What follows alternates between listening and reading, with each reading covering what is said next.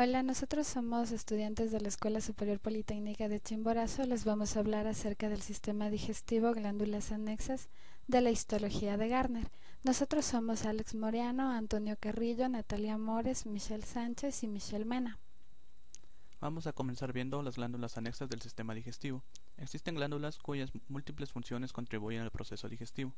Estas son las glándulas salivales mayores, el páncreas, el hígado y la vesícula biliar. Las glándulas salivales mayores. Tenemos las parótidas, submaxilares y sublinguales. Estas son glándulas tuboalveolares cuya cápsula tejido conectivo las divide en lóbulos y lobulillos. Cada una de las glándulas salivales tiene una porción secretora y un conducto. Los componentes vasculares y neurales de las glándulas llegan a las unidades secretoras a través del tejido conectivo. Porciones secretoras, constituidas por tres tipos de células secretoras dispuestas en túbulos y acinos.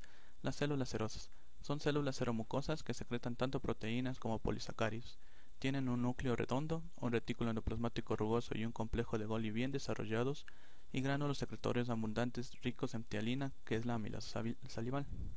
Las células mucosas poseen núcleos aplanados, son secretoras de moco, tienen menos mitocondrias, un retículo endoplasmático rugoso menos extenso y un aparato de Golgi bastante grande, que indica la mayor componente de carbohidratos de su producto secretor. Células mioepiteliales. Comparten la lámina basal de las células acinares. Tienen varias prolongaciones largas que envuelven a los acinos secretorios y a los conductos intercalares. Las prolongaciones citoplasmáticas forman contactos desmosómicos con las células acinares y del conducto. Son ricas en actina y miosina. Conforme las prolongaciones de las células mioepiteliales se contraen, se presionan los acinos y facilitan la liberación del producto secretorio al conducto de la glándula. Las porciones del conducto. Comenzando desde lo más bajo tenemos el conducto intercalar. Son las ramas más pequeñas de los conductos, a estos se unen los acinos secretorios, se componen de una capa de células cuboides pequeñas y poseen algunas células mioepiteliales. Los conductos estriados. Surgen de la unión de varios conductos intercalares compuestos de una capa de células cuboides cilíndricas bajas. Las membranas vasolaterales de estas células tienen la trifosfatasa de adenosina sódica, que bombea sodio fuera de la célula al tejido conectivo y de ese modo conserva sodio y reduce la tonicidad de la saliva. Los conductos intralobuliares surgen de la unión de los conductos estriados de calibre creciente que están rodeados por elementos de tejido conectivo. Los conductos que surgen de los lobulillos se unen para formar los conductos interlobuliares, que a su vez constituyen los conductos intralobulares e interlobulares. El conducto terminal, es decir, el principal de la glándula, lleva la saliva a la cavidad bucal. Histofisiología de las glándulas salivales. Las glándulas salivales mayores producen alrededor de 700 a 1100 mililitros de saliva al día. Las glándulas salivales menores se localizan en la mucosa y la submucosa de la cavidad bucal, pero solo contribuyen con el 5% de la producción diaria de saliva. Se estima que las glándulas salivales tienen un flujo sanguíneo de 20 veces mayor que los músculos esqueléticos. La saliva tiene múltiples funciones. Lubrica ya sea la cavidad bucal, posee actividad antibacteriana, participa en la sensación de gusto al disolver el material alimenticio, contribuye a la digestión inicial por acción de la tialina y lipasas salivales, ayuda a la deglución al humedecer el alimento, participa en la coagulación y cicatrización de heridas por factores de coagulación y crecimiento epidérmico que contiene. La saliva primaria, elaborada por las células acinares y esta es isotónica con el plasma. Las células de los conductos estriados modifican la saliva primaria, removiendo de ellas iones de sodio y cloruro y secretando iones de potasio y bicarbonato. Esta secreción alterada es hipotónica y se denomina saliva secundaria. Las células acinares y de los conductos sintetizan el componente secretor necesario para transferir inmunoglobulina A del tejido conjuntivo a la luz de los acinos secretores. La inmunoglobulina A secretora forma complejos con antígenos en la saliva y sus efectos perjudiciales disminuyen. La saliva también contiene lactoferrina, que se une al hierro, es un elemento esencial para el metabolismo bacteriano. Lisozima, descompone cápsulas bacterianas y permite que penetren iones de tiosinato, y los iones de tiosinato, que es un agente bactericida. Las glándulas salivales secretan la enzima licreína al tejido conjuntivo. Esta enzima entra en el torrente sanguíneo, donde convierte los cininógenos en bradicinina, que dilata los vasos sanguíneos e incrementa el flujo de la sangre a la región. Función de la inervación autónoma en la secreción salival. Las glándulas salivales mayores no secretan en forma continua.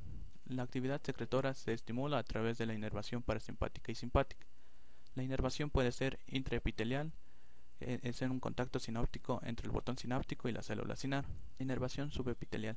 Los axones no hacen contacto sináptico con las células acinares, en lugar liberan acetilcolina cerca de la célula secretora, activándola y estimulando a las células vecinas para que liberen sus productos secretor seroso. La inervación parasimpática. Es el estímulo principal de la salivación. La acetilcolina liberada por las fibras parasimpáticas preganglionares se unen a receptores colinérgicos muscarínicos que liberan trifosfato de inositol. Este a su vez libera iones de calcio en el citosol que facilita la secreción de saliva serosa de las células acinares. La inervación simpática.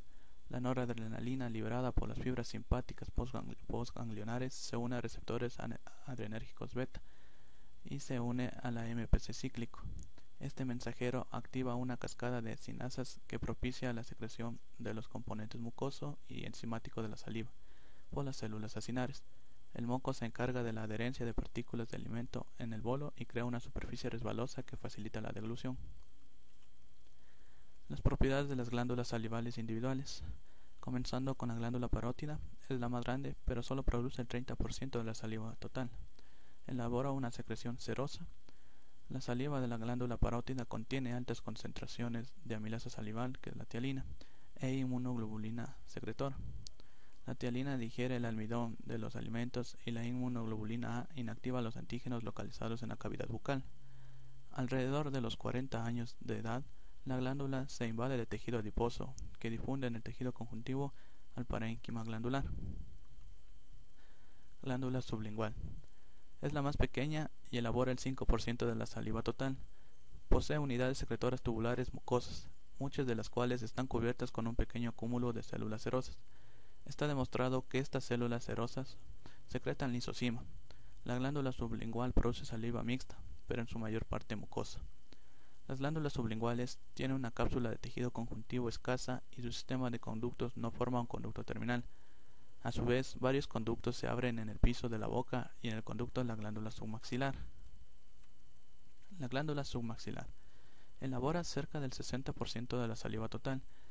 Casi el 90% de los acinos elabora saliva mucosa y los restantes elaboran saliva serosa.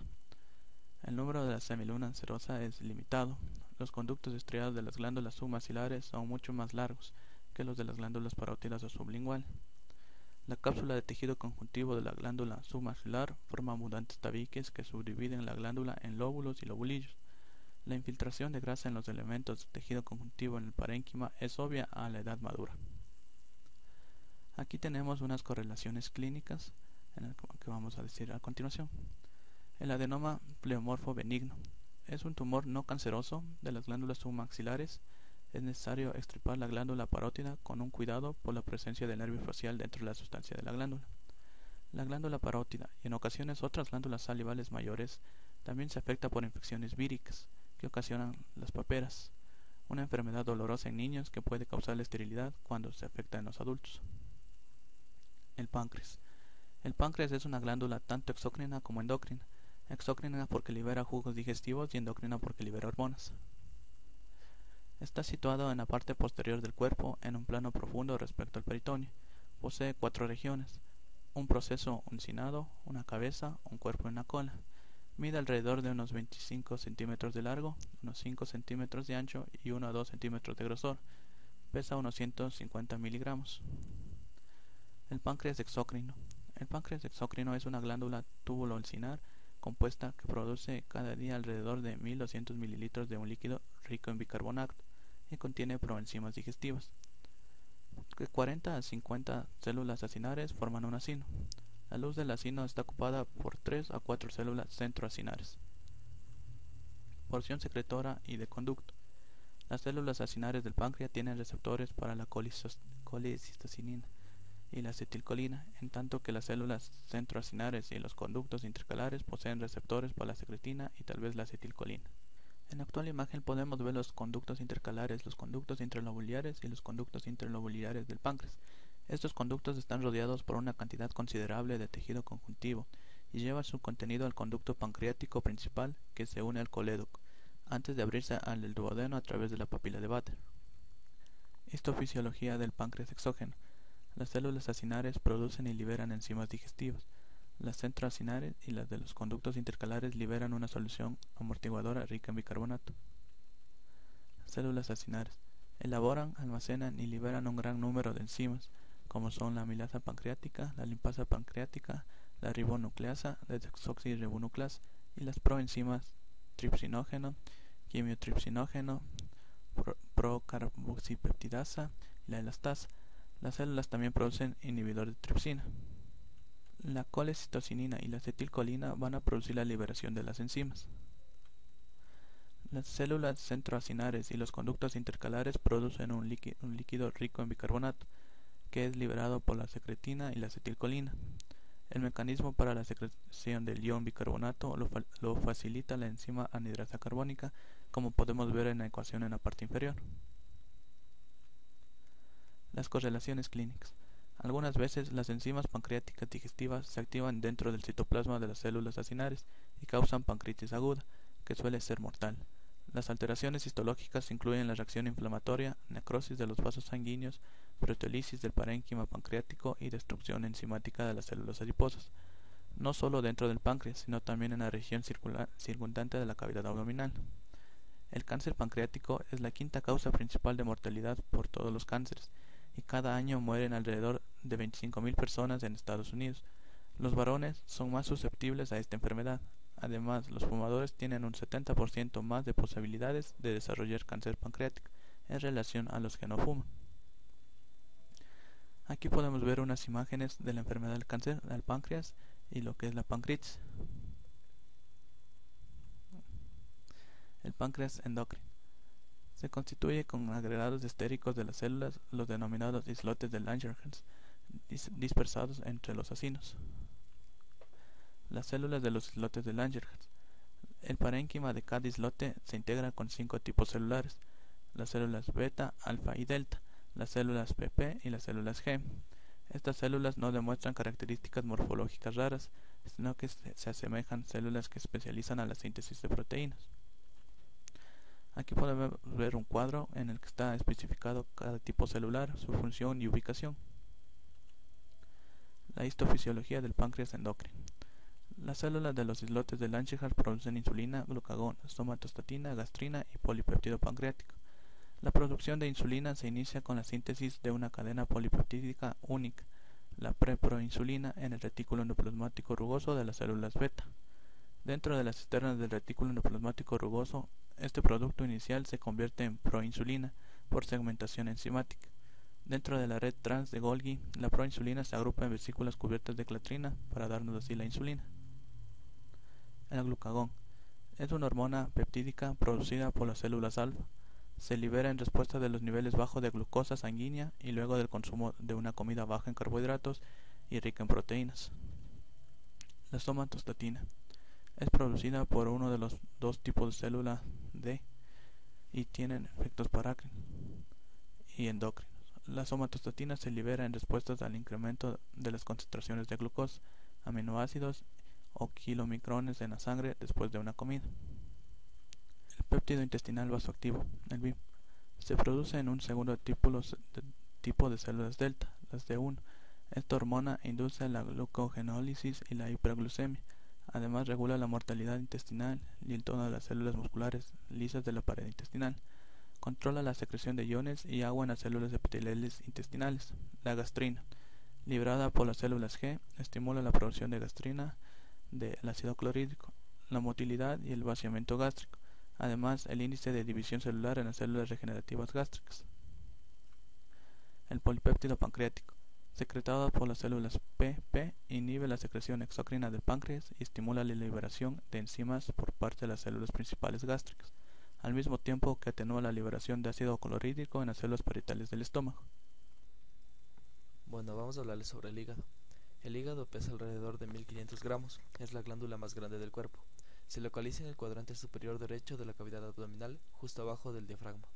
Se subdivide en 4 lóbulos: derecho, izquierdo, cuadrado y caudal, de los cuales los dos primeros constituyen su mayor parte.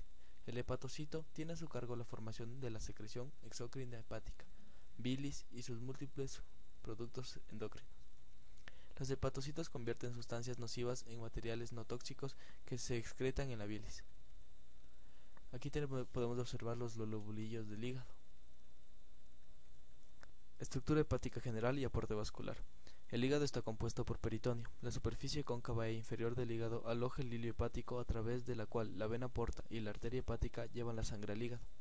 El hígado es una glándula muy vascularizada, cuya irrigación le llega por un vaso arterial y uno venoso. La arteria hepática y la vena porta que le aportan el 25% y el 75% de la sangre respectivamente. La bilis también sale del hígado por el hilio hepático, a través de los conductos hepáticos, derecho e izquierdo, por los que se libera a la vesícula biliar para su concentración y almacenamiento. Los hepatocitos están dispuestos en lobulillos en forma de hexágonos de casi 2 milímetros de largo y unas 700 micras de diámetro. Estos lobulillos están delimitados con claridad por elementos delgados de tejido conjuntivo. Los hepatocitos convierten gran parte del material nutritivo que se lleva al hígado en productos de almacenamiento como glucógeno. Los elementos de tejido conjuntivo aumentan en los sitios en los que los tres lobulillos típicos están en contacto unos con otros y se conocen como áreas portales o tríada. Las áreas portales tienen tres estructuras que siguen el eje longitudinal de cada lobulillo, las cuales son ramas delgadas de la arteria hepática, tributarias de la vena porta relativamente grande, conductos biliares e interlobulillares. La placa limitante, una hoja de hepatocitos modificados, aísla las áreas portales del parénquima hepático. La placa limitante está separada del tejido conectivo del área portal por un espacio estrecho, el espacio de Moll. El eje longitudinal de cada lobulillo típico está ocupado por la vena central, la rama inicial de la vena hepática. Las arteriolas de entrada, las vénulas de la entrada y las ramas del plexo capilar peribiliar perforan la placa limitante. Cuando una vena central sale del lobulillo, termina en la vena sublobulillar. De la arteria hepática va a surgir la arteria de distribución, de la misma que va a surgir las arteriolas de entrada. Los conductos biliares interlobulillares van a estar vascularizados por el plexo capilar peribiliar. De las vénulas van a surgir las vénulas de distribución, de las mismas van a surgir las vénulas de entrada. Las arteriolas de entrada, vénulas de entrada y ramas del plexo van a perforar la placa limitante para unirse a los sinusoides. Lobulillos hepáticos. Hay tres tipos de lobulillos hepáticos, son los lobulillos típicos, los lobulillos portales y los acinos hepáticos o acinos de Rappaport.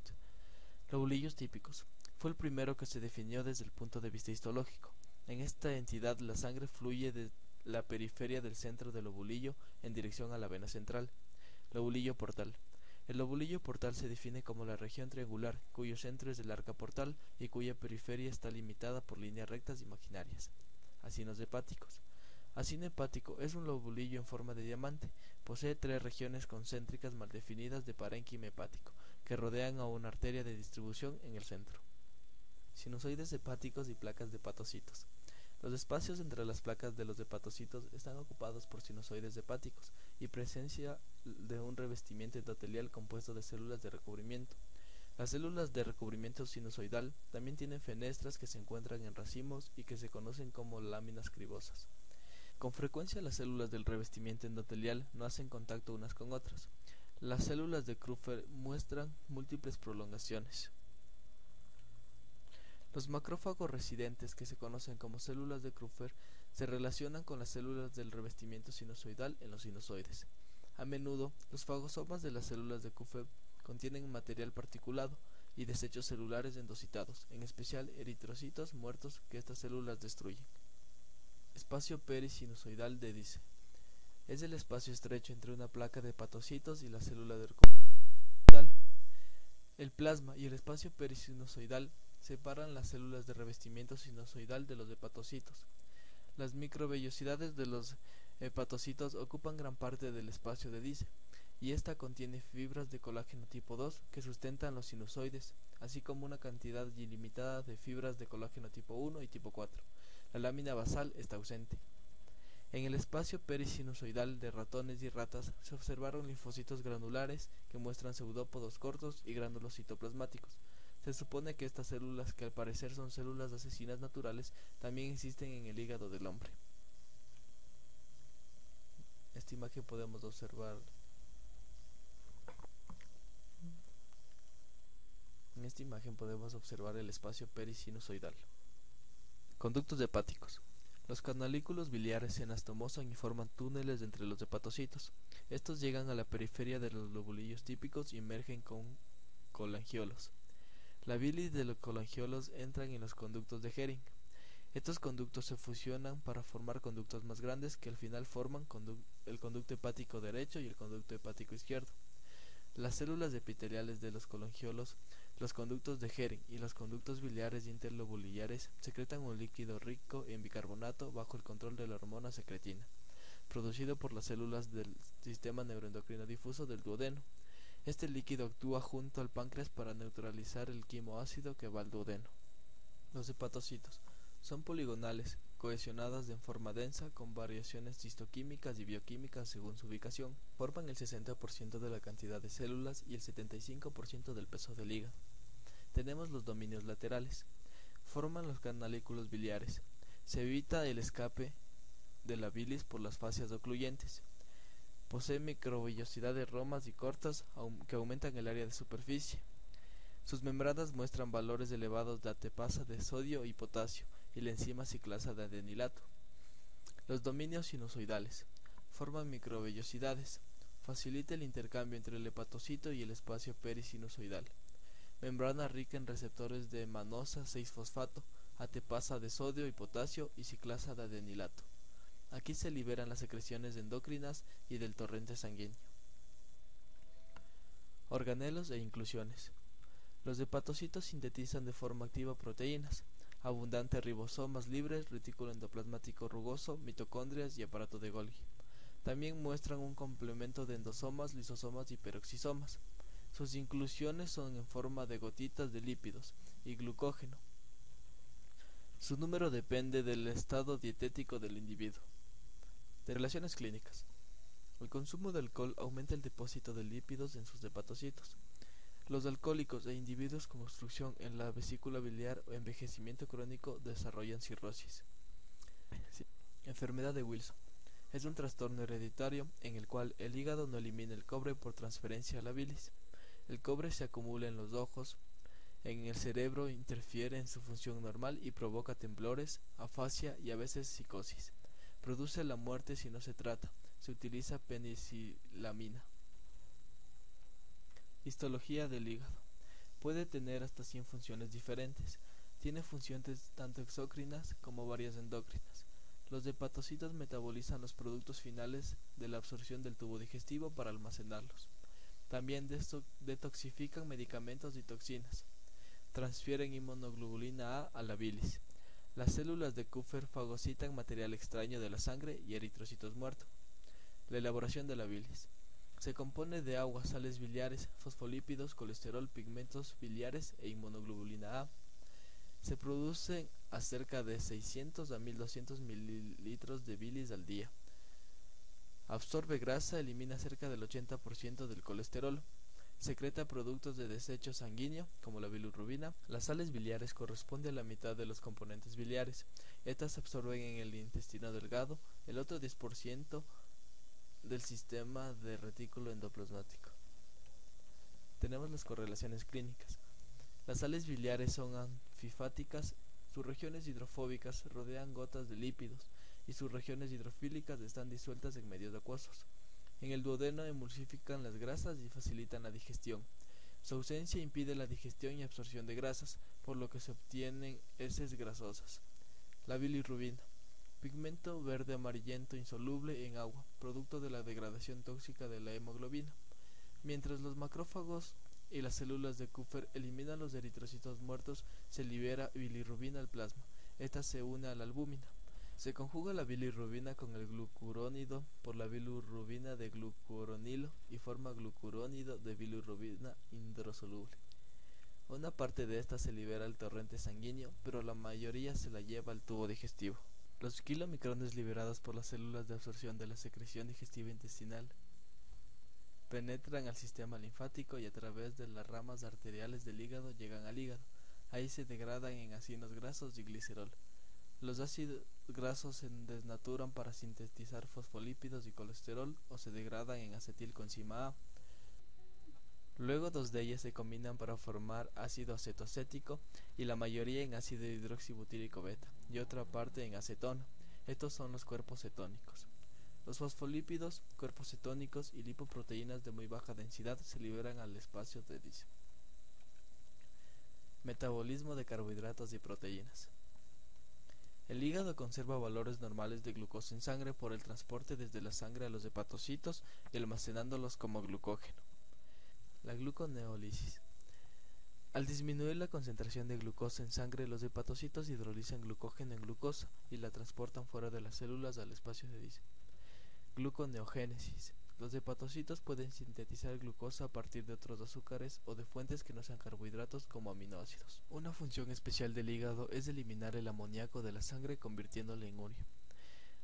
También la desaminación de aminoácidos por hepatocitos, la síntesis de amoníaco por acción bacteriana en el tubo digestivo. El hígado elabora alrededor del 90% de las proteínas sanguíneas. Entre estas tenemos los factores necesarios para la coagulación, proteínas necesarias para la acción del complemento, proteínas que funcionan en el transporte de metabolitos, la albúmina, todas las globulinas excepto las globulinas gamma. En las correlaciones clínicas tenemos la ictericia, que va a ser la concentración alta de bilirrubina libre o conjugada en el torrente sanguíneo. Tenemos varias clases de ictericia. La ictericia obstructiva, por el mal funcionamiento de los hepatocitos o por la obstrucción de los conductos biliares. Ictericia hemolítica, aumento de la hemólisis de los eritrocitos, producen mucha bilirrubina que los hepatocitos no pueden eliminarla. Tenemos la cetosis, aumentos de concentración de cuerpos cetónicos en la sangre, su aliento es característico si no se trata, causa la muerte por acidosis. Depósito de vitaminas. El hígado contiene en su mayoría vitamina A, pero también vitaminas D y B12. Existen suficientes depósitos en el hígado para evitar el déficit de vitamina A por 10 meses, para la vitamina D durante 4 meses y vitamina B12 durante 12 meses. Función inmunitaria. La mayor parte de los anticuerpos inmunoglobulina A elaborado por las células plasmáticas en la mucosa del tubo digestivo penetra el sistema circulatorio y se transporta al hígado. Los hepatocitos forman un complejo de inmunoglobulina A con el componente secretor y liberan el complejo de la bilis que pasa a la luz del duodeno. La inmunoglobulina A luminal entra al intestino por el colédoco con la bilis y el resto se transporta a la luz. Células de Kupffer. Provienen de precursores de monocitos, tienen vida prolongada, están dentro de los sinusoides hepáticos.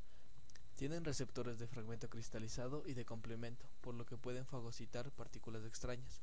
Actúan en la sangre de la vena porta que contiene gran número de microorganismos que penetran en el torrente sanguíneo del tubo digestivo. Opsonizan las bacterias en la luz o mucosa del intestino. La vesícula biliar. En la siguiente imagen podemos observar la estructura de la vesícula biliar. Estructura de la vesícula biliar. La luz está recubierta por epitelio cilíndrico simple, posee células claras y células de cepillo. Sus núcleos están en la base, secretan mucinógeno. El citoplasma es rico en mitocondrias. La lámina propia se conforma con un tejido conjuntivo laxo y vascularizado. En el cuello, la lámina propia tiene glándulas tubuloalveolares simples que producen moco para lubricar la luz. Aquí podemos observar los conductos extrahepáticos. Esfínter de Oddi y sus partes. Tenemos el esfínter del colédoco. Rodea y controla la región terminal del colédoco para detener el flujo de la bilis al duodeno. El esfínter pancreático. Rodea y controla la porción terminal del conducto pancreático. Evita que los jugos pancreáticos penetren en el duodeno e impide la entrada de la bilis en el conducto pancreático. Esfínter de la ampolla. Rodea y controla la ampolla de Vater e impide el ingreso de la bilis y jugos pancreáticos al duodeno. Fascículos longitudinales. Está en el intervalo triangular delineado por la ampolla de Vater, el conducto pancreático y el colédoco. Facilita la entrada de la bilis a la luz del duodeno. La histología de la vesícula biliar.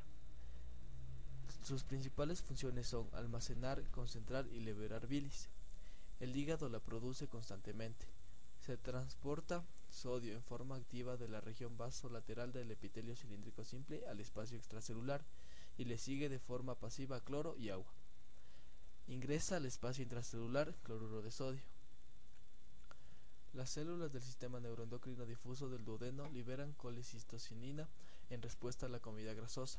Esta molécula activa sus receptores en las células de músculo liso y producen contracciones intermitentes.